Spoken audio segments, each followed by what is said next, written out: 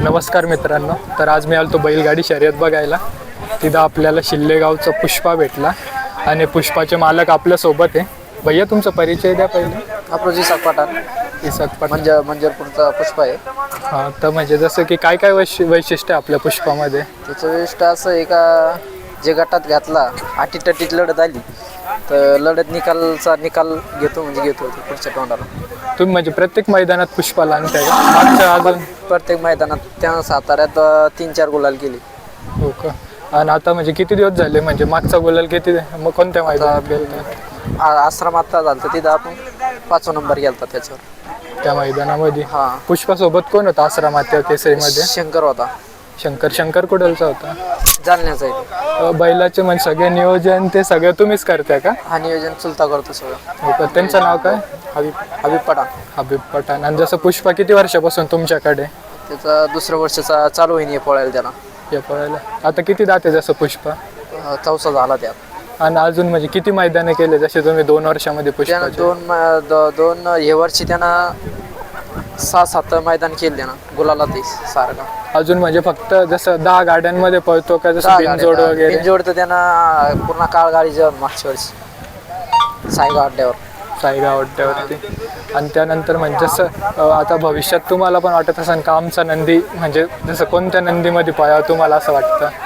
कळतंय मथुर संघ झालं तर राहुल पाटील संघ बोलणं, पण ते आता बंदी टाकल्यामुळे आपण मागं राहिलो. बंदी टाकली म्हणजे बंदी? राहुल पाटील मग मी म्हणे आपण एकदा पळू.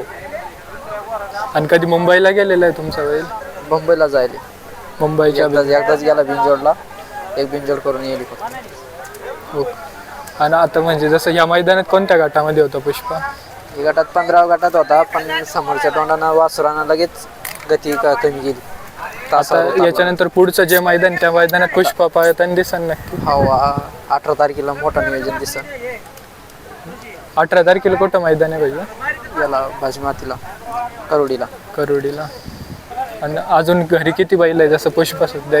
आता आपण वासरोही केला की याचा जोडीदार समजून पळत होता ते केला, आता एकच आहे घरी. जसं म्हणजे पुष्पाचे जसं पुष्पा म्हणजे हे असं ठेवले का नाव की आकारासाठी ठेवली, म्हणजे याचा काय विकायचा विचार नाही, हे फक्त नाव करणार. म्हणजे जसं तुम्ही घेतला तर लहान पिल्लू होतं का? लहान तेव्हा आदत होता बारीक.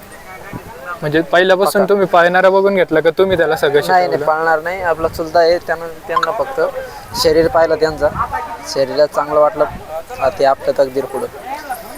आणि अजून म्हणजे जसं की घरामध्ये म्हणजे जसं वाटत असेल पुष्पा मैदानाला गेला तर सगळेजण म्हणजे जसं ऑनलाईन बघत असेल लाईव्ह मध्ये? ऑनलाईन सगळेच बघत्या पुष्पाला, पण आता एखादा मैदान तसं जातं बायडॅक. हां, ते तर हारजीत चालूच आहे, खेळ सारखा बैल भेटला तर मग त्याला कोणाला सोडित नाही, ते फक्त शेला द्यायला पाहिजे बैलाला.